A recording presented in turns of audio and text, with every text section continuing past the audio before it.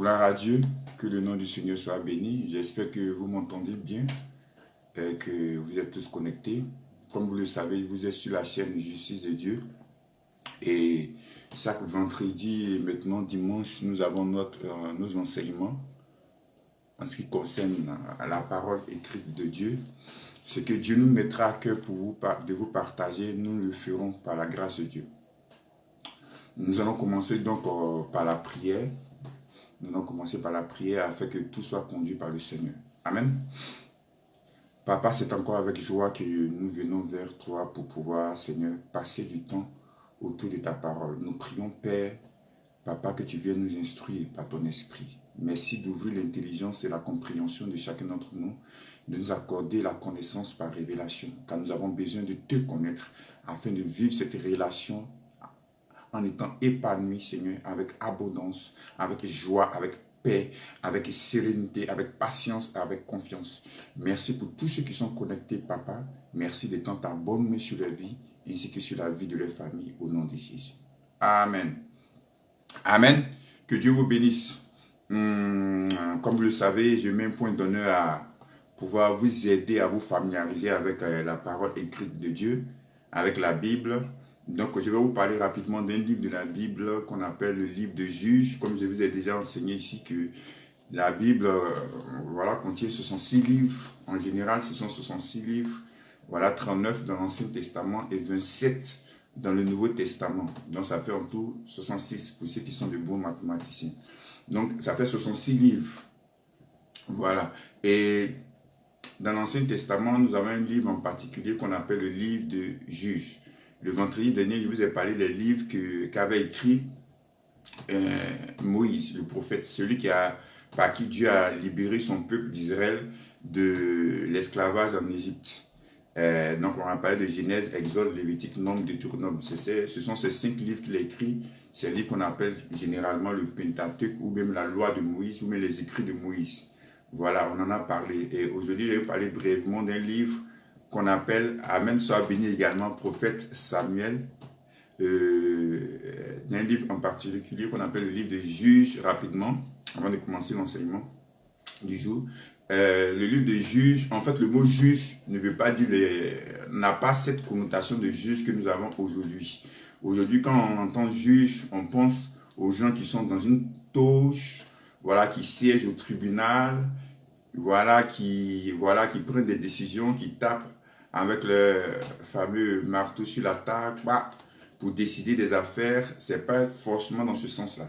Le thème de juge, dans la conception juive d'antan, voulait simplement dire en cette époque-là, libérateur. C'est-à-dire, ce sont des gens que Dieu va susciter à une époque donnée, à un moment donné où Israël était en esclavage. En esclavage, de quel sens? Était sous la servitude. Parce que lorsqu'ils sont entrés dans la terre promise, Canaan, après, des années plus tard, ils ont encore oublié la loi de Dieu, ils ont encore oublié l'Éternel, ils ont délaissé le culte de Jéhovah et ils ont commencé à adorer d'autres idoles, ils ont commencé à faire des choses qui n'étaient pas agréables à Dieu. Et des peuples donc, qui étaient aux alentours vont venir les asservir. Donc, à un moment donné, ils vont crier à Dieu et Dieu va susciter du milieu d'eux un homme, donc un libérateur qui va les libérer de l'oppression de l'ennemi en cette époque-là. En ce temps-là. Donc ces gens-là étaient donc des juges. Après avoir libéré le peuple d'Israël de l'oppression de l'ennemi, ils vont conduire le peuple, ils vont diriger le peuple. Donc ces gens-là, on les appelait les juges ou libérateurs.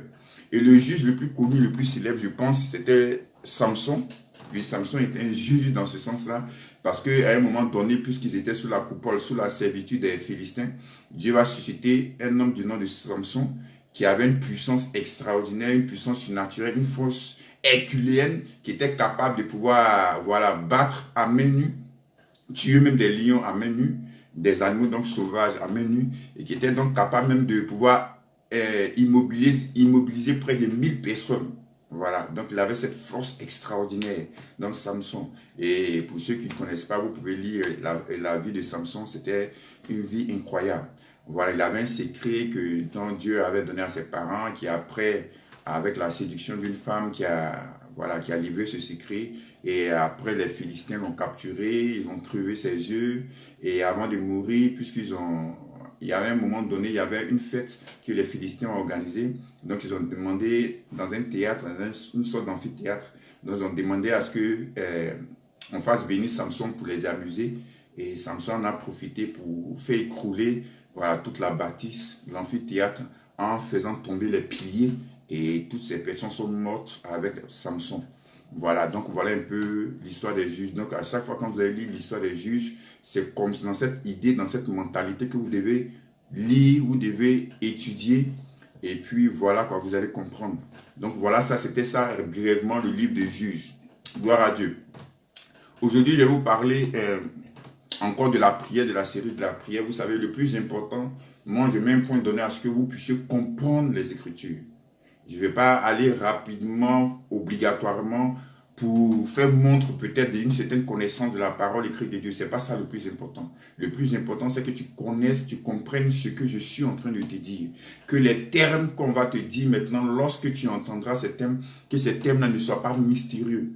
Tels que la prière, tels que la repentance, tels que la confession, tels que la proclamation. Il faudrait que tu aies une petite idée. En ayant entendu l'enseignement et aussi en continuant toi-même tes propres recherches, ton étude de la parole écrite de Dieu. C'est très important. Je vous dis toujours ici qu'il faudrait que vous-même, vous puissiez faire comme les Juifs de Bérée qui, après avoir entendu les Écritures de la part de Paul et Silas, allaient eux-mêmes examiner, vérifier, étudier les Écritures. Voilà, donc j'aimerais vous encourager à vous-même ouvrir vos Bibles afin de pouvoir vérifier, examiner les choses, afin de pouvoir apprendre des choses de par vous-même. C'est-à-dire de votre relation avec le Saint-Esprit, que le Saint-Esprit vous enseigne, vous inculque. Voilà, la connaissance par révélation, c'est très important. Le même Saint-Esprit qui est en moi est le même Saint-Esprit qui est dans ces hommes de Dieu dont vous connaissez, qui sont peut-être célèbres. Voilà, c'est le même Saint-Esprit qui est en vous. Vous qui avez cru en Christ. Donc le même Saint-Esprit qui leur donne la révélation de la parole, c'est ce même Saint-Esprit qui est en vous, qui a aussi la capacité de vous donner des révélations de la parole de Dieu. Voilà, il ne fait pas de tri, il n'est pas sélectif dans sa diffusion de la connaissance de la parole de Dieu. Voilà, il donne à tout le monde. Voilà, parce que nous sommes tous aux yeux de Dieu sur un même pied d'égalité, comme j'ai l'habitude de vous dire en ce qui concerne notre relation avec le Père. Donc la prière, ce n'est pas quelque chose de mystique. Voilà, la prière, c'est seulement parler en général. C'est parler, c'est discuter avec ton papa, avec ton Père. Quand Jésus est venu dans Jean 17, il a dit, Père, je te rends grâce de ce que je lui ai fait connaître ton nom. Donc le nom de Dieu que Jésus est venu nous apprendre, c'est le nom de Père. Dieu avait toujours voulu faire connaître sa notion de Père à l'homme, fait comprendre à l'homme qu'il est son papa, qu'il veut être son papa, qu'il veut avoir une relation de père à fils, de père à fille avec l'homme. Donc, il est important de comprendre que Dieu désormais est ton papa dans la nouvelle alliance. Parce que nous avons deux grandes alliances, deux alliances majeures.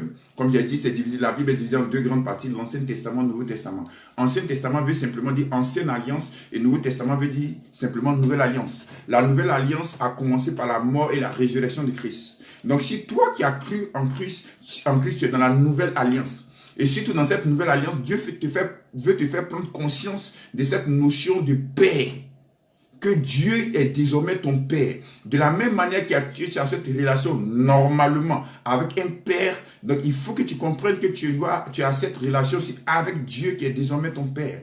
Donc Dieu est ton Père. Et je dis que lorsque tu vas vers Dieu, tu n'as pas besoin forcément de protocole. Tu n'as pas besoin d'avoir un certain protocole. C'est vrai que lorsqu'on doit aller vers quelqu'un d'important, avec une personnalité, on doit aller vers une personnalité, par exemple, le président de la République, il y a tout un protocole. Mais avec Dieu, comme Dieu étant ton Père, il n'y a plus de protocole. Je veux dire, lorsque par exemple, on doit aller s'adresser au président de la République, il y a un certain protocole avant de l'atteindre, avant d'entrer en contact avec lui. Mais les enfants, par exemple, du président de la République, Donald Trump, les enfants de Donald Trump n'ont pas besoin de tout ce protocole-là. Ils vont vers le président Donald Trump de manière, si vous voulez, sans protocole, parce qu'il est leur père. Ils le voient en tant que leur père. C'est vrai, il est toujours président des États-Unis, mais il est surtout leur papa. Donc, ils vont vers le président de la République comme étant leur papa sans protocole. De la même manière, Dieu est toujours tout puissant. Dieu est toujours souverain. Dieu est toujours le Dieu du surnaturel. Mais il est surtout ton papa. Donc va vers lui avec cette notion que Dieu est ton père et que tu vas vers lui de façon simple, sans te fatiguer, sans te casser la tête. Et si tu comprends. Donc il est important de comprendre cela, d'avoir cette notion-là. Donc lorsque tu vas vers ton père, va avec lui le plus simplement possible. Cause avec lui, discute avec lui, parle avec lui. Parce qu'il est ton père, parce qu'il t'écoute. Donc tu n'as pas besoin de toutes ces formulations, de tous ces protocoles. Est-ce que c'est compris? Maintenant, regardez ce que le Seigneur Jésus dit dans Matthieu 6, verset 33. Cherchez premièrement le royaume de Dieu, le royaume et la justice de Dieu, et toutes ces choses vous seront données par-dessus. Donc le Seigneur Jésus est en train de dire, cherchez premièrement le royaume de Dieu et sa justice, et toutes ces choses vous seront données par-dessus. C'est le Seigneur Jésus-Christ qui parle ici. Donc le Seigneur dit, cherchez premièrement le royaume de Dieu et sa justice. C'est-à-dire, lorsque Jésus nous parle de prière, Jésus ne veut pas que tu aies dans cette notion de prière le fait d'aller demander d'abord des choses à Dieu. La prière, ce n'est pas un moyen par lequel on passe pour aller d'abord demander des choses à Dieu. Recevoir des choses matérielles à Dieu. La prière, il faut comprendre, c'est d'abord avoir une relation avec Dieu. Les gens, il y a certains qui pensent que devenir chrétien, c'est devenir chrétien pour avoir le mariage, pour avoir la prospérité, pour avoir une voiture, pour avoir, je ne sais pas moi, qu'est-ce que vous voulez encore, pour avoir ces choses matérielles. Le Seigneur dit non. Comprends d'abord que c'est pour avoir le royaume et la justice de Dieu. Tu entres en relation avec Dieu d'abord pour ça.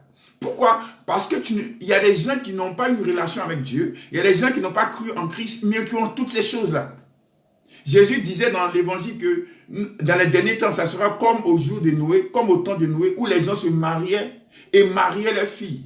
Donc le mariage a existé avant que Christ ne vienne. Est-ce qu'il y a des gens qui n'étaient pas mariés avant que Christ ne vienne? Si. Est-ce qu'il y a des gens qui n'étaient pas prospères avant que Christ ne vienne? Si. Est-ce qu'il y a des gens qui n'étaient pas riches avant que Christ ne vienne? Si. Est-ce qu'il n'y avait pas des gens qui avaient des moyens conséquents de déplacement avant que Christ ne vienne? Si. Il y en avait. Toutes ces personnes avaient ces choses-là. Donc, avant que Christ ne vienne mourir et ressusciter, des gens avaient déjà toutes ces choses-là. Des gens avaient déjà des biens matériels. On voit le cas de Zachée. Zachée était un homme riche. Même s'il a volé dans certains cas, certaines situations pour avoir ça. Mais Zachée était riche. Arimathée, Joseph d'Arimathée était riche. Vous comprenez? Il y avait des gens qui étaient très riches. Regardez les gouverneurs de ce temps, au temps de Jésus. Regardez Luc chapitre 8. Luc chapitre 8 dit ceci. Luc chapitre 8, c'est dans les évangiles. Donc tu vas prendre ça, Luc chapitre 8.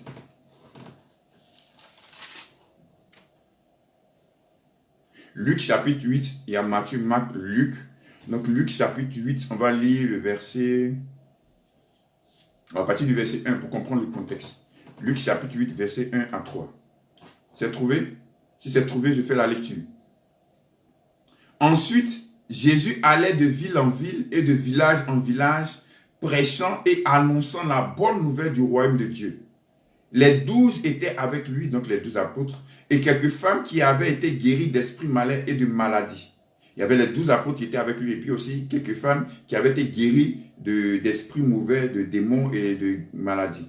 Marie, dite de Magdala, de laquelle étaient sortis 7 démons. Donc Marie de Magdala qui était possédée de 7 démons, Jésus aussi l'avait délivrée. Elle aussi faisait partie de ces femmes qui suivaient Jésus, qui assistaient Jésus.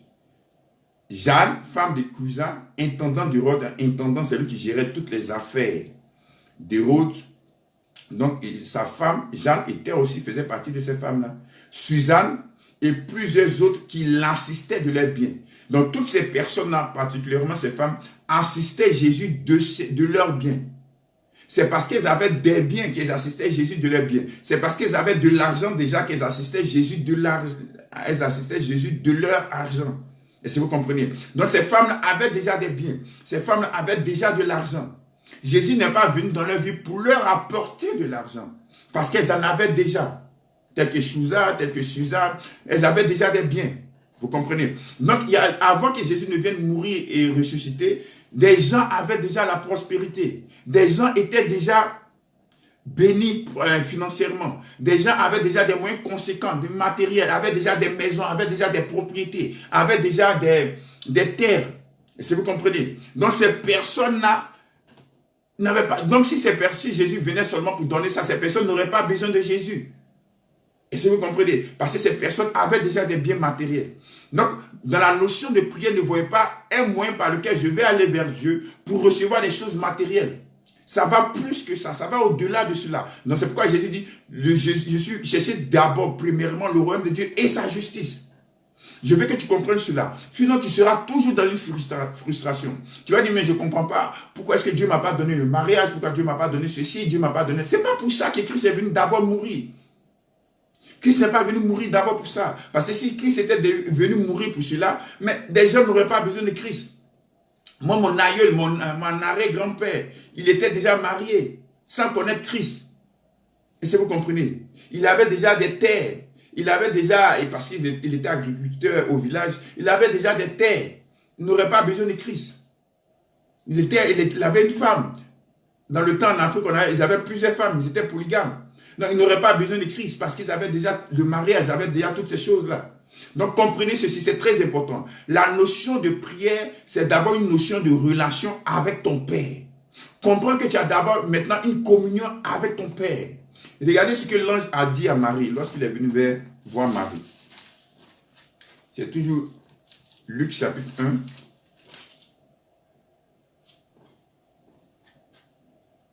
C'est plutôt Matthieu chapitre 1. Voilà, Matthieu chapitre 1.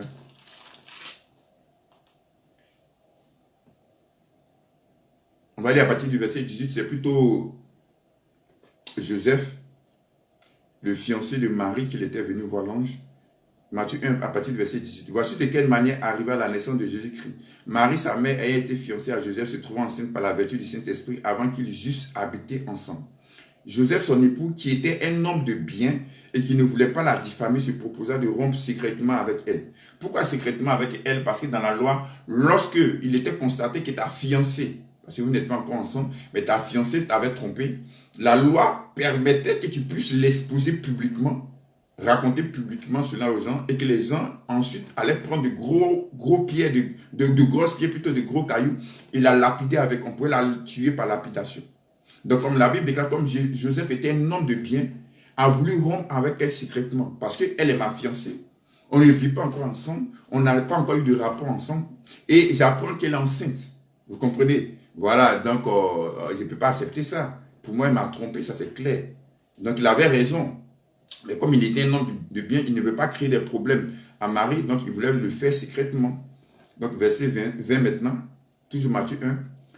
Comme il y pensait, voici un ange du Seigneur lui apparut en songe et dit, Joseph, fils de David, ne crains pas de prendre avec toi Marie, ta femme, car l'enfant qu'elle a conçu vient du Saint-Esprit. Elle enfantera un fils et tu lui donneras le nom de Jésus. C'est lui qui sauvera son peuple de ses péchés. Donc l'ange est venu dire ici, expliquer comment est-ce que Marie est tombée enceinte, puisqu'elle est tombée enceinte par la vertu du Saint-Esprit. Donc il fallait que ce soit aussi par une action surnaturelle que Joseph puisse comprendre cela, réaliser cela. Parce que même si les parents de Marie venaient voir, non, tu sais, en fait, c'est parce qu'il y a un ange qui est venu la voir, elle nous a expliqué que c'est un ange qui est venu la voir, que voilà, elle est tombée enceinte, il n'allait même pas croire. Mais il fallait donc une action surnaturelle de Dieu. Donc un ange est venu se présenter à lui, c'était l'ange Gabriel, et l'ange Gabriel va dire que voilà comment est-ce que Marie est tombée enceinte, patati patata, lui expliquer le processus. Et c'est après cela que Joseph va croire maintenant, et Joseph va prendre maintenant Marie auprès de lui, pour la protéger, bien sûr, pour prendre soin d'elle, et pour prendre soin aussi de l'enfant qui était dans son sein. Donc l'ange va dire, l'enfant va venir pourquoi? Pour sauver son peuple de ses péchés. Donc la phrase qui résume le ministère ou la mission de Christ est ceci. Il sauvera son peuple de ses péchés. Donc Jésus est venu nous sauver de nos péchés. Donc le fait de venir nous sauver de nos péchés, c'est ce qu'on appelle avoir la vie éternelle. C'est ce qu'on appelle avoir le salut. Donc le salut n'est rien d'autre que nous libérer de nos péchés. Parce que c'était nos péchés qui mettaient une barrière entre Dieu et nous, qui nous séparaient de Dieu. Dans le jardin d'Éden, Dieu va dire ceci à Adam. Concernant l'arbre du fruit de la connaissance du bien et du mal. Parce que Dieu avait tout créé, Dieu avait mis tout à la disposition d'Adam. Il avait dit non, tu peux manger tous les arbres, tout ce que tu veux, mais il va lui donner une instruction particulière. Verset 16 du chapitre 2. Genèse chapitre 2, verset 16. C'est le premier livre de toute la Bible. Le premier livre, c'est Genèse. Si c'est trouvé, on va lire même à partir du verset 15. L'Éternel Dieu prit l'homme et le plaça dans le jardin d'Éden pour le cultiver et pour le garder. L'Éternel Dieu donna cet ordre à l'homme. Tu pourras manger de tous les arbres du jardin, mais tu ne mangeras pas de l'arbre de la connaissance du bien et du mal, car le jour où tu en mangeras, tu mourras. Donc Dieu va dire à l'homme, tu pourras manger de tous les arbres du jardin. Il l'avait placé en Éden. Éden était un mot hébreu qui veut simplement dire délice. Donc dans un jardin de délices, tout était délice autour de lui. Mais lui a dit, mais il y a un arbre, l'arbre de la connaissance du bien et du mal. Le jour où tu vas manger, tu vas mourir. Et Adam, par l'entremise bien sûr de Ève et du diable, va finalement manger celui-là. Et lorsqu'il va manger, regardez ce qui va se passer. On va lire le chapitre 3 maintenant. Verset 9. Chapitre 3 de Genèse, verset 9. Mais l'Éternel Dieu appela l'homme et lui dit, où es-tu? Verset 10. L'homme répondit, j'ai entendu ta voix dans le jardin et j'ai eu peur parce que je suis nu et je me suis caché. Donc Dieu va lui demander, où es-tu l'homme? Où es-tu Adam? Pourquoi? Donc l'homme voulait faire réaliser, du moins Dieu voulait faire réaliser à l'homme que quelque chose s'était passé. Le jour où il avait désobéi à Dieu. Le jour où il n'avait pas cru en Dieu. Parce qu'avoir la foi, c'est croire en Dieu. Avoir la foi, c'est avoir confiance en Dieu. Vous comprenez? Donc le fait de manger quelque chose que Dieu t'a défendu, te disant, t'avertissant que le jour où tu vas manger, voici la conséquence. Marie, ça tu manges, c'est ne pas croire, ne pas avoir confiance en Dieu. Vous comprenez ce que je suis en train de dire? Parce que si j'ai dit à mon enfant que fais attention, le jour où tu mets ta main dans le feu, tu vas te faire brûler. Le jour, Marie, cet avertissement que je donne à mon enfant, à ma fille par exemple, et si elle met sa main dans le feu qu'elle brûle, c'est qu'elle n'a pas cru en moi. Vous comprenez? Elle n'a pas eu confiance en ce que je lui ai dit. C'est parce qu'elle n'a pas eu confiance en ce que je lui ai dit qu'elle a fait ceci, qu'elle a fait cela.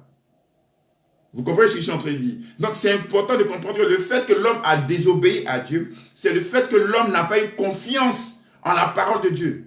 L'homme n'a pas cru en ce que Dieu lui avait dit. Parce qu'il a mangé. Et si vous comprenez? Donc c'est important de comprendre que la foi, c'est croire en Dieu. C'est avoir confiance en Dieu. Dieu dit, si tu crois en mon fils Jésus-Christ, tu es pardonné de tous tes péchés. Si tu crois en Jésus-Christ, tu as la vie éternelle. Si tu crois en Jésus-Christ, tu as le salut éternel. Et le salut qui ne se perd pas. Vous comprenez? Donc, en croyant en Christ, nous avons donc confiance en Dieu. En ayant confiance en Dieu, nous croyons que nous avons le salut éternel. Nous avons la vie éternelle. Parce que Dieu dit que nous avons donc la vie éternelle. On n'a pas dit une vie temporaire, mais une vie éternelle. Moi, je crois en Dieu. J'ai la confiance en Dieu. La foi, c'est avoir confiance. J'ai confiance en Dieu. Et la Bible déclare dans Jean 3,16, on va lire ensemble, qui est peut-être le verset le plus connu de toute la terre, mais aussi le verset l'un des versets les plus mal compris. Jean 3, verset 16, qui dit ceci. Car Dieu a tant aimé le monde, vous avez trouvé? Jean 3, l'évangile de Jean, chapitre 3, verset 16, c'est après Matthieu, Marc, Luc, Jean. Matthieu, Marc, Luc, Jean. Donc Jean, chapitre 3, verset 16, qui dit ceci. Car Dieu a tant aimé le monde qu'il a donné son Fils unique, afin que quiconque croit en lui ne périsse point, mais qu'il ait la vie éternelle. On dit, Dieu t'a tellement aimé qu'il a envoyé son Fils pour toi, afin que lorsque tu crois en lui, tu aies la vie éternelle. Donc Dieu dit, si tu crois en Jésus, tu as la vie éternelle. Il n'a pas dit tu as la vie temporaire. Donc moi qui ai cru en Christ, toi qui as cru en Christ, tu as en toi la vie éternelle. C'est-à-dire une vie qui ne finit jamais. Une vie qui n'a pas de fin. C'est ça la vie éternelle. Il n'a pas dit quiconque croit en Christ aura la vie passagère ou la vie temporaire. Non, la vie éternelle. Donc comment on dit qu'on a la vie éternelle et puis en même temps on peut perdre cette vie? Parce que si tu exprimes, si tu déclares que tu peux perdre le salut, c'est que tu peux perdre la vie éternelle. Soit tu as une vie qui est éternelle, soit tu n'as pas de vie éternelle.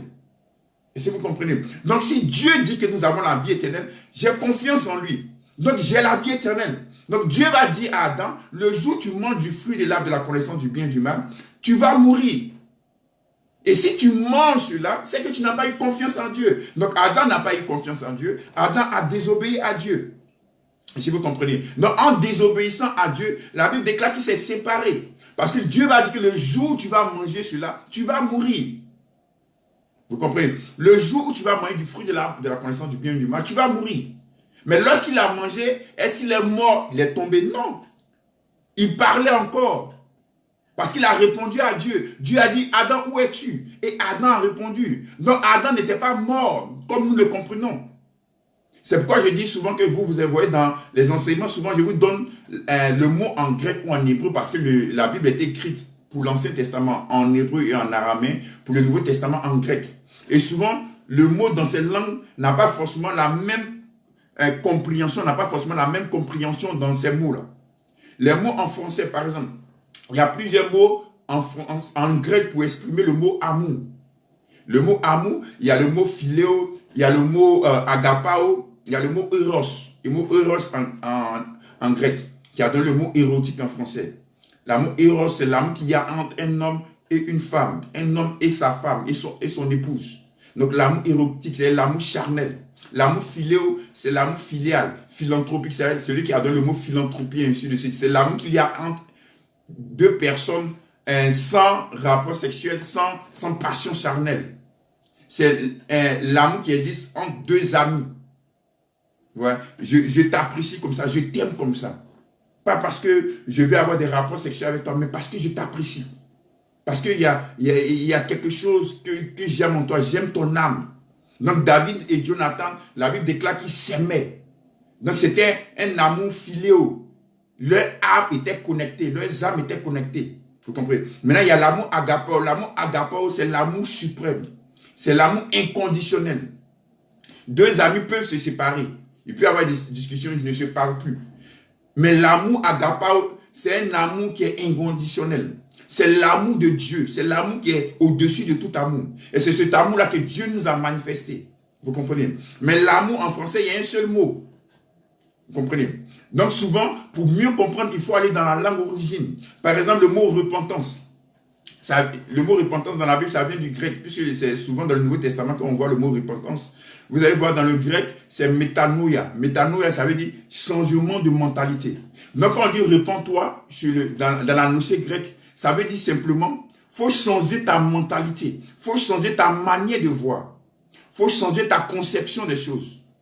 Faut changer ton regard sur. Donc, vous allez voir que l'un des premiers messages que Jésus a prêché, ainsi que les apôtres après lui, c'était repentez-vous. C'est changer votre manière de voir Dieu. Changer votre manière de voir Dieu. Voyez Dieu autrement. Donc, nous, ce que nous prêchons, c'est vous amener à la repentance. Donc, c'est un changement de mentalité, un changement de conception, un changement de pensée. Parce que tu ne peux pas d'abord changer d'action si ta pensée n'a pas été renouvelée, si ta pensée n'a pas été changée. Il faut que ta pensée soit changée par la parole de Dieu. Donc on dit la parole de Dieu est capable de renouveler ton intelligence, de renouveler ton esprit, de renouveler ta pensée, de renouveler ta conception des choses. Donc comprenez ici. Donc la repentance en grec, c'est d'abord un changement de pensée. Ce n'est pas un changement d'attitude, ce n'est pas un changement d'abord d'action et d'attitude. C'est d'abord un changement de pensée. C'est quand ta pensée change que ton attitude va changer, qu'ainsi tes actions vont changer. Donc ça commence d'abord dans la pensée, dans ton esprit. Vous comprenez? Donc ici le mot mort, c'est d'abord pas la mort qui est extinction. C'est l'extinction de ta vie, non. Le jour où Adam a mangé, Dieu a dit le jour où tu vas manger, tu vas mourir. Et on sait que Dieu ne ment pas. Donc le jour où Adam a mangé, Adam était mort. Mais là, lorsque Dieu lui a parlé, il a répondu, il a aussi parlé. Donc la mort ici en question, c'était ce qu'on appelle la mort spirituelle. Donc entendez par mort la séparation. Donc la mort ici en question, c'était la séparation d'avec Dieu. Il était séparé de Dieu. Puisque Dieu lui a demandé, Adam, où es-tu? Donc il n'était plus dans sa position où il était avant, lorsqu'il était dans cette relation avec Dieu. Il avait changé de position. Il n'était plus dans cette relation, il était maintenant séparé, éloigné de Dieu. Donc nos péchés nous éloignaient de Dieu. Donc le péché te sépare de Dieu, le péché t'éloigne de Dieu. C'est pourquoi Isaïe 59, verset 1 dit ceci. Isaïe 59, verset 1 dit ceci. Isaïe 59, Isaïe c'est dans l'Ancien Testament, après Psaume, Proverbe, Ecclésiaste, Cantique des Cantiques, on a Isaïe. Isaïe 59, vous pouvez noter tout ça si vous n'avez pas de Bible avec vous. Vous pouvez noter et puis prendre note. Non, la main de l'Éternel n'est pas trop courte pour sauver, ni son oreille trop dure pour entendre. Mais ce sont vos crimes qui mettent une séparation entre vous et votre Dieu. Ce sont vos péchés qui vous cachent sa face et l'empêchent de vous écouter. Donc, ce sont nos péchés, ce sont les péchés de l'homme qui séparent l'homme de Dieu. Ce n'est pas Dieu qui décide de se séparer de l'homme. Mais c'est l'homme lui-même qui se sépare de Dieu à cause de son acte de volonté, à cause de son péché. Vous comprenez? Donc, en péchant, tu te sépares de Dieu. Tu t'éloignes de Dieu. Tu comprends? Et la Bible déclare qu'à cause de cela, Dieu ne peut pas entendre ta voix. Parce que ton péché te sépare de lui. Maintenant, qu'est-ce que Jésus va venir faire? La Bible déclare que l'ange va dire à Joseph, comme on a lu, il sauvera son peuple de ses péchés. Donc le problème premier, le problème majeur entre Dieu et l'homme, ce n'était pas le problème de richesse. Ce n'était pas le problème de mariage. Ce n'était pas le problème de prospérité. Ce n'était pas le problème de voiture. Ce n'était pas le problème de voyage. Ce n'était pas un problème matériel. C'était un problème de péché. Donc la Bible déclare que Jésus-Christ est venu pour nous sauver de nos péchés. Parce que nos péchés nous éloignaient de Dieu. Nos péchés nous séparaient de Dieu. Donc qu'est-ce que Jésus va faire? Jésus va venir mourir pour tous nos péchés. Afin qu'au travers de sa mort, nous soyons maintenant réconciliés avec Dieu. Nous soyons maintenant en relation avec Dieu. Donc la notion de prière n'est rien d'autre, c'est que cette relation qui est restaurée avec Dieu. Cette relation qui avait été brisée par Adam dans le jardin d'Éden. Le nouveau Adam, le nouvel Adam, le second Adam qui est Jésus-Christ, va venir restaurer l'humanité avec Dieu. Le premier Adam, de par son péché, va séparer l'homme ou l'humanité d'avec Dieu. Mais le second Adam, Christ, va venir restaurer la relation que l'homme avait perdue dans le jardin d'Éden. On voit cela dans Romains. Romains chapitre 5. On va voir. Romains, Matthieu, Marc, Luc, Jean, Actes des Apôtres et puis Romains. Si vous avez trouvé. Romains, le chapitre 5.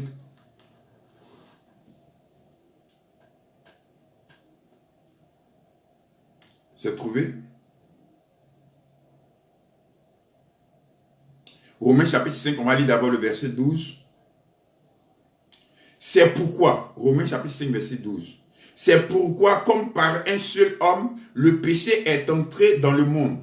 Et par le péché, la mort, donc la séparation. Et qu'ainsi la mort s'est étendue sur tous les hommes parce que tous ont péché. Donc par un seul homme, le péché est entré dans le monde.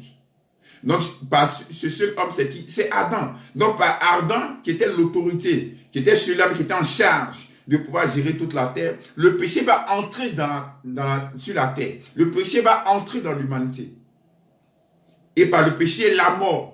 Le salaire du péché, c'est la mort. Donc le salaire du péché, c'est la mort qui veut dire séparation.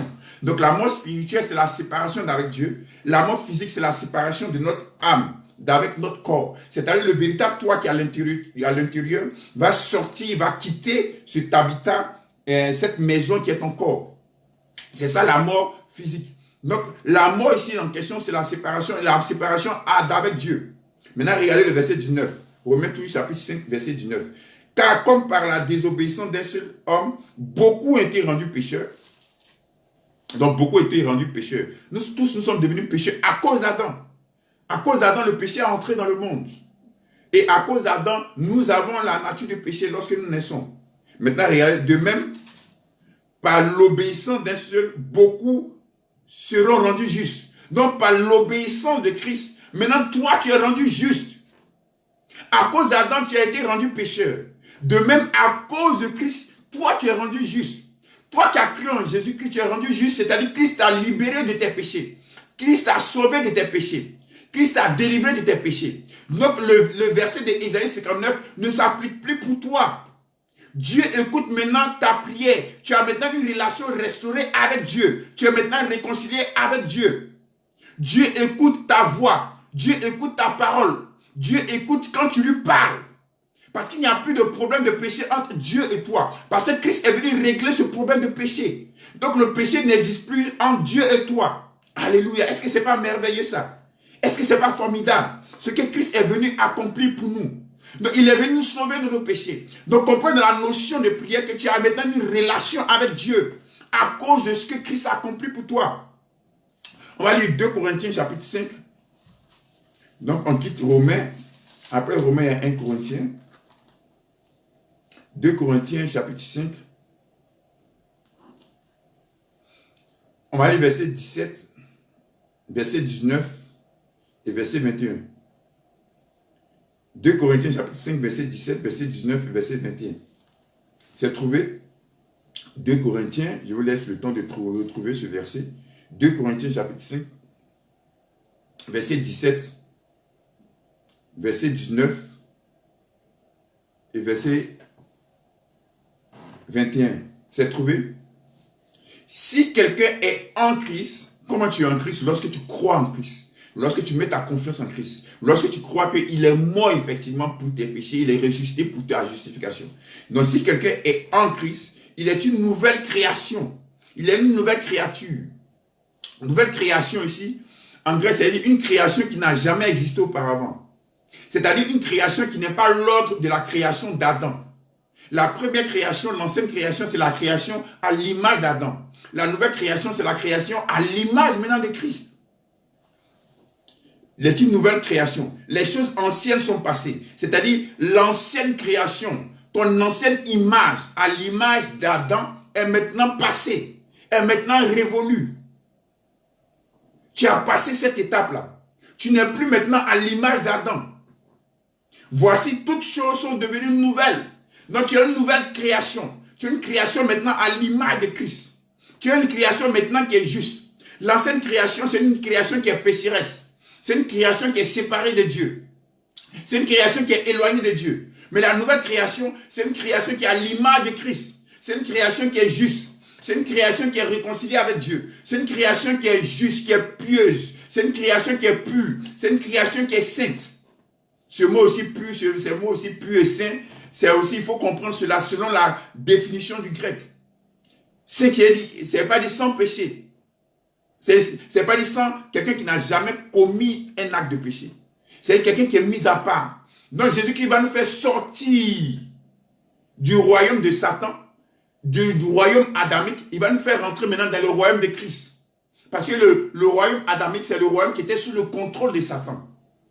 Vous comprenez? Quand le royaume adamique, c'est dit Adam qui est dans le royaume de Satan. Parce que Adam était sous l'oppression de Satan. Parce que Adam a obéi à Satan en désobéissant à Dieu dans le jardin d'Éden. Parce que c'est Dieu qui lui a demandé, et du moins c'est Satan qui lui a donné, qui l'a incité à manger le fruit de l'arbre de la connaissance du bien et du mal. Il dit, si tu manges ça, voici les bienfaits. Tu deviendras comme Dieu. Tes yeux vont s'ouvrir en ce qui concerne le bien et le mal. Donc il a obéi à ce que Satan lui a dit, en désobéissant à Dieu. Est-ce que vous comprenez? Donc en désobéissant à Dieu, il va déobéir à Satan. Et en obéissant à Satan, il va se mettre sous le pouvoir de Satan, sous la domination de Satan. Alors que normalement, le diable devait être dominé par l'homme. Mais en obéissant à Satan, il va se mettre sous la domination de Satan. Donc l'ancienne création, c'est ainsi. Maintenant, la nouvelle création en Christ, maintenant Satan est sous nos pieds. Notre domination première est restaurée. Donc le diable est sous tes pieds. Les démons sont sous tes pieds. Tu gères la terre. Dieu t'a donné un esprit créatif. Ce que je veux que tu comprennes, c'est quoi? C'est que tu comprends que la notion de prière, c'est une relation que tu as avec Dieu. C'est une intimité que tu as avec ton Père. Tu parles à ton Père. Tu veux connaître ton Père. Tu veux profiter de la présence, de l'intimité avec ton Père. Sans oublier que ce même Dieu, ce même Père a mis en toi certaines capacités. Il a mis en l'homme des capacités. Il a mis en l'homme la capacité créatrice. Parce que Dieu lui-même est créateur. Donc il a mis en toi l'intelligence, il a mis en toi la sagesse, il a mis en toi la capacité, afin de pouvoir gérer ce monde, afin de pouvoir créer une entreprise, afin de pouvoir inventer des choses, afin de pouvoir innover. Donc pour ces choses de la terre, tu as besoin de ton intelligence. Donc la prière, dans le domaine, elle débloque le surnaturel, mais c'est ton intelligence, ta sagesse, la capacité que Dieu a déjà mise en toi, qui débloque les choses naturelles. C'est pourquoi je vous ai dit que les hommes, parmi les hommes les plus riches, il y a des gens qui ne sont pas chrétiens. Donc Dieu a déjà mis en l'homme, quel que soit l'homme, Dieu a déjà mis en toi des capacités en toi. Vous comprenez? C'est pourquoi mon épouse a si bien résumé. Jésus étant homme a appris un métier. Le métier de menuisier, on va dire ça à notre époque. Le métier d'ébéniste à notre époque. Le métier de charpentier. Il a appris ce métier-là. Marie avait en elle, le Fils de Dieu, avait en elle Dieu, parce qu'on appelait Emmanuel, c'est-à-dire Dieu avec nous. Donc il était Dieu fait chair. Donc Marie avait en elle, lorsqu'elle était encore enceinte de Jésus, elle avait en elle Dieu. Mais cela n'a pas empêché de fuir Hérode, d'aller se cacher en Égypte. Et si vous comprenez? Donc tu as besoin de la sagesse pour créer, pour saisir les opportunités. Donc, il ne faut pas rester là les bras ballants, les bras croisés, dire non, Dieu, je sais que tu vas tout faire. Non, la prière, c'est de profiter de cette relation avec Dieu. Tu viens à Christ pour Christ lui-même. Tu viens à Dieu pour Dieu lui-même. C'est pourquoi Jésus a dit chercher premièrement le royaume de Dieu et sa justice. C'est d'abord la chose la plus importante, le salut de tes péchés. Avoir la vie éternelle, c'est elle pardonner définitivement de tes péchés. Donc, je disais tout à l'heure que Ésaïe 59 ne nous concerne plus. Donc, on va continuer d'abord dans 2 Corinthiens 5. Je continue, on a lu le verset 17, je reprends. Si quelqu'un est en Christ, il est une nouvelle création. Les choses anciennes sont passées. Voici toutes choses sont devenues nouvelles. Verset 19. Car Dieu était en Christ, réconciliant le monde avec lui-même, en n'imputant point aux hommes leurs offenses, et il a mis en nous la parole de la réconciliation. Quand Dieu était en Christ, il est venu te réconcilier avec lui-même, étant en Christ. Verset 21. Jésus qui n'a point connu le péché, Dieu l'a fait devenir péché pour nous, afin que nous devenions en lui justice de Dieu. Donc Christ, de par sa mort à la croix, va devenir pour toi péché. C'est pourquoi il s'est écrié sur la croix, mon Dieu, pourquoi m'as-tu abandonné? Parce qu'à ce moment précis, il était devenu péché. Il lui a dit que le salut du péché, c'est la mort. Et la mort veut dire simplement séparation. Donc en ce moment, ils étaient séparés de Dieu. C'est pourquoi il a dit, pourquoi m'as-tu abandonné? Parce qu'en ce moment, Jésus a pris ta place. Donc Jésus a pris ta place afin que toi, tu puisses prendre sa place. Dans sa place, dans quoi? Dans sa relation avec le Père. Donc tu es maintenant relié avec le Père, si je peux m'exprimer ainsi. Tu as maintenant une relation avec le Père. Tu es réconcilié avec le Père. Tu es en relation avec le Père. Tu es connecté avec le Père. Et si tu comprends cela, est-ce que tu réalises cela? Donc la prière n'est rien d'autre que la relation avec ton papa. Tu es réuni maintenant avec ton papa. Tu es connecté avec ton Père. Est-ce que tu comprends? Donc comprends ça bien. Donc c'est une relation, une réconciliation avec le Père. Donc lorsque tu comprends ces choses-là, tu comprends que la prière ne doit pas m'empêcher de pouvoir poser des actes par rapport aux choses matérielles. C'est pas Dieu qui va croiser les bras et puis Dieu va t'envoyer une femme et puis la femme va apparaître, paf, dans ton salon. Non. C'est à toi, avec la sagesse, l'intelligence que Dieu t'a donnée, de pouvoir avoir la femme. C'est avec toi, la sagesse et l'intelligence que Dieu t'a donnée, de pouvoir avoir le travail. C'est avec toi, avec la sagesse et l'intelligence que Dieu t'a donnée, de pouvoir saisir des opportunités. C'est avec toi, avec la sagesse et l'intelligence que Dieu t'a déjà donnée, de pouvoir créer des entreprises. De pouvoir poser des actes dans ce sens-là. C'est avec la sagesse et l'intelligence que Dieu t'a donnée. Sinon, tu seras toujours dans la frustration. Tu vas dire, je ne comprends pas, je pensais que Dieu allait venir. Non, ce n'est pas Dieu qui va le faire. C'est à toi de pouvoir le faire parce que Dieu t'a donné de pouvoir gérer la terre, de pouvoir dominer la terre avec la sagesse et l'intelligence, avec les capacités qu'il a déjà placées en toi. Donc la religion va te dire, croise les bras, Dieu veut que tu sois pauvre. Non, non, non, non. Ce n'est pas ça. Le christianisme, ce n'est pas cela. Dieu t'a donné la vie éternelle. Dieu t'a pardonné tes péchés pour que tu aies une relation avec lui. Pour que dans la prière, tu puisses profiter de cette relation avec lui. De cette communion avec lui. Mais il t'a aussi déjà mis la sagesse, les capacités, l'intelligence, afin que tu puisses saisir les opportunités qui se présentent à toi. Ouvre les yeux et tu saisiras les opportunités qui sont autour de toi. Vous comprenez? Donc, il est le temps de pouvoir te lever. Sinon, tu seras dans la frustration. Sinon, tu vas dire de mauvaises paroles pour ne rien. En quelque sorte, c'est comme si tu vas maudire Dieu pour ne rien. Tu vas prendre, dire non, Dieu, pourquoi tu ne fais pas ça pour moi? Non, Dieu t'a déjà donné la sagesse et l'intelligence pour cela. La prière n'est pas une excuse pour paresser. Comme je vous ai dit, nous aussi, on a fait des erreurs. Parce qu'on avait entendu certains enseignements. On nous avait dit c'était même témoignages. Il y a quelqu'un qui était là, voilà, telle chose s'est passée, waouh, il était riche. Donc, donc je vais partir à Christ, je vais prier, moi aussi, je vais devenir riche. Non, travaille avec tes 10 doigts, avec la sagesse, l'intelligence que Dieu t'a donnée, saisis les opportunités. Va travailler, va rencontrer des gens, c'est important. Si tu rencontres toujours les mêmes personnes, comment est-ce que tu pourras te marier?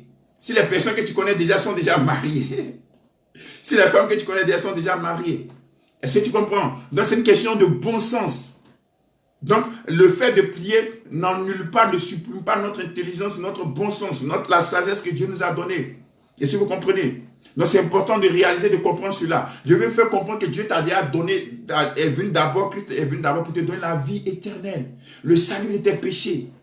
Avoir cette relation avec Dieu. La prière, c'est ça, c'est profiter de cette relation avec Dieu. Donc on vient à Christ pour Christ lui-même. On vient à Dieu pour Dieu lui-même. On ne vient pas à Dieu, Seigneur, je suis venu à toi maintenant, il faut faire ça pour moi, fais tout ça pour moi. Moi je suis là, peinard, je suis couché dans mon fauteuil et puis Dieu qui travaille pour moi, tu as mon service, tu fais tout ce que je te demande. Non, la prière c'est pas ça. Sinon tu vas vivre, les jours vont passer, les semaines vont passer, les mois vont passer, les années vont passer, rien ne va se passer. Et tu vas maudire Dieu. Pendant que les gens qui ne pensent pas ici, qui ne réfléchissent pas ici, sont en train d'avancer, sont en train de progresser, sont en train d'aller de l'avant, sont en train de prospérer. Ils sont en train de réfléchir, qu'est-ce que je vais faire? Qu'est-ce que je vais entreprendre? Voilà, il faut que j'innove. Voilà, je sais qu'il y a tel besoin. Je vous ai expliqué la dernière fois par rapport à Aliko Dangote. Steve Jobs dit, j'ai remarqué qu'il y a un besoin. Je sais qu'actuellement, nous sommes à l'ère de la technologie, à l'ère de l'information. Il faut que je crée quelque chose, il faut que je crée un concept qui va permettre aux gens d'être tout le temps connectés. Mark Zuckerberg, c'est ce qu'il a fait. Il a réfléchi. Donc, il faut réfléchir, il faut analyser, il faut observer. Tu vas voir, ton esprit va s'ouvrir. Et tu vas saisir les opportunités. Si Dieu t'a donné d'être créatif ou être créative dans le domaine des bijoux, tu dis, ouais, j'ai remarqué que non, j'ai un savoir-faire pour les bijoux. Je sais faire les bijoux, il faut que je fasse cela. Et que tu le fasses. Et tu dis, non, il faut que je me démarque des autres. Il faut que je crée quelque chose que les autres n'ont pas créé, qui va faire que les clients vont plus venir vers moi. Il faut que je crée des vidéos qui vont attirer des bonnes annonces, des choses il faut que tu réfléchisses à toutes ces choses-là. Dieu t'a déjà donné la sagesse. Ne demande pas à Dieu, Seigneur, donne-moi la sagesse pour Dieu t'a déjà mis en toi la sagesse, l'intelligence pour cela. Amen. Il faut que nous prêchions l'évangile pur. Dis aux gens que viens à Christ pour que tu aies la vie éternelle. Tu viens à Christ pour être sauvé de tes péchés. Tu viens à Christ pour avoir la rédemption éternelle.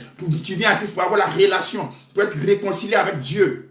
On ne vient pas à Christ pour être prospère, on ne vient pas à Christ pour avoir l'argent, pour avoir voiture, pour avoir mariage. Non. Toutes ces choses, on peut les avoir sans Christ. Et si vous comprenez. Donc voilà un peu ce que je voulais vous dire en ce jour. J'espère que Dieu vous a fait du bien. Je vais vous terminer par Philippiens chapitre 3.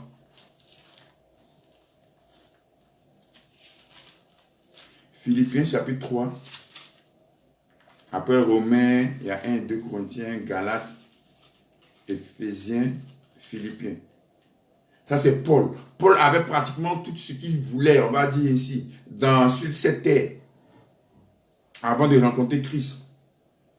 Parce que c'était un homme qui était très instruit. C'était un homme très instruit. Il avait même la nationalité romaine pour un juif, ce qui était très rare à son époque, parce que lorsqu'on va dans le livre des Actes, il en a parlé dans un de ses voyages, où les gens l'ont battu, il a dit qu'il était romain, il était citoyen romain, les gens étaient étonnés, parce qu'il a dit qu'il était citoyen de sa naissance. Donc il était citoyen romain. Donc c'était un avantage monstre pour lui. Son père, selon la légende, avait quand même certains biens. Donc Paul avait tout, mais lorsqu'il a rencontré Christ, voilà ce qu'il va dire à partir du verset 7.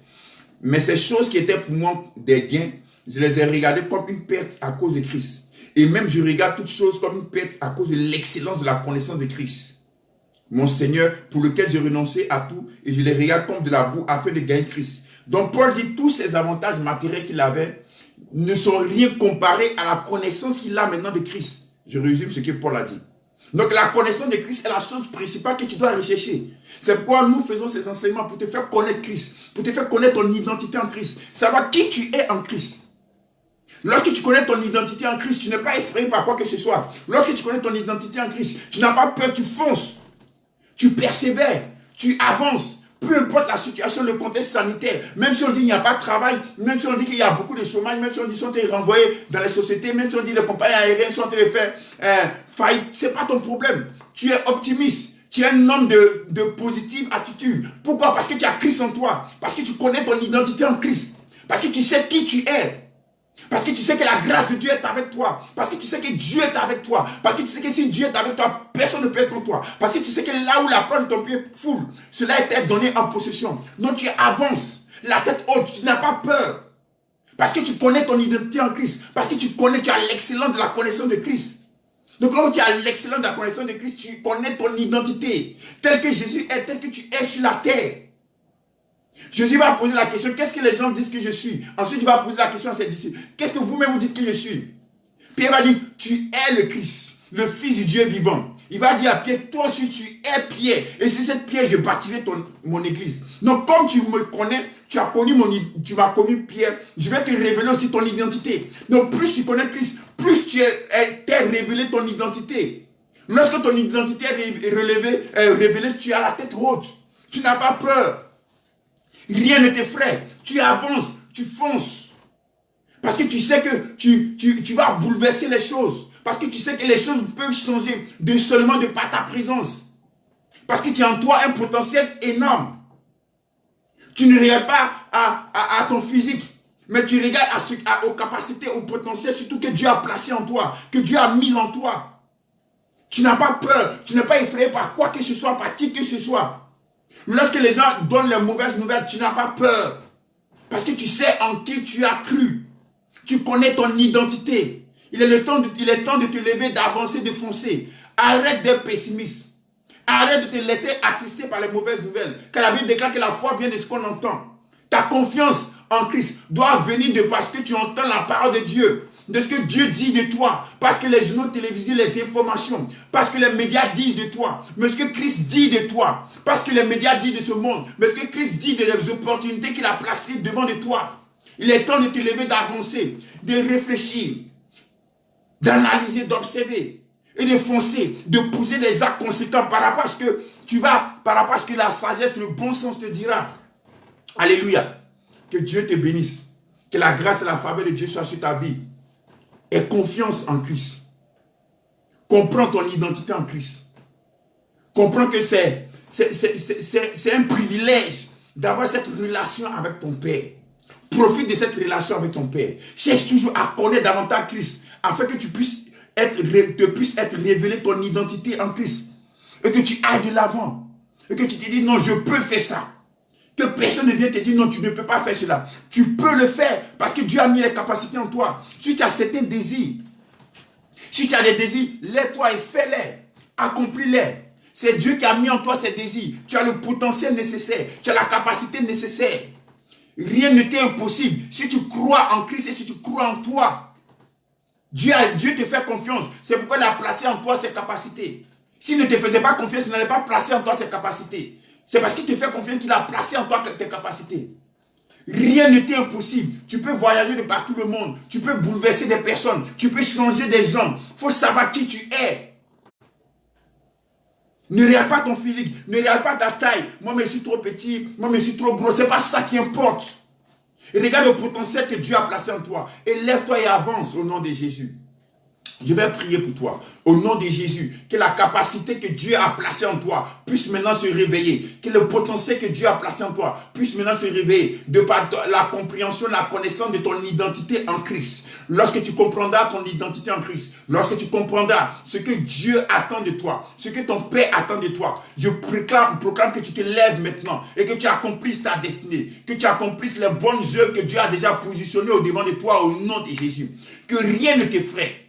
Que rien ne te fasse peur, mais que tu aies le front dur comme du diamant. Que tu te lèves et que tu subjugues le démon Satan. Que tu assujettisses la terre. Que tu domines la terre. Que tu saisisses les opportunités qui sont devant de toi au nom de Jésus-Christ de Nazareth. Alléluia. Que Dieu te bénisse. Nous sommes à vendredi prochain. Mon épouse et moi, nous avons l'habitude de vous dire, vous connaîtrez la vérité et la vérité vous rendra libre. La vérité vous affranchira. Que Dieu vous bénisse, que la grâce, la faveur de Dieu soit sur votre vie et sur la vie de votre famille. Ciao, nous vous aimons.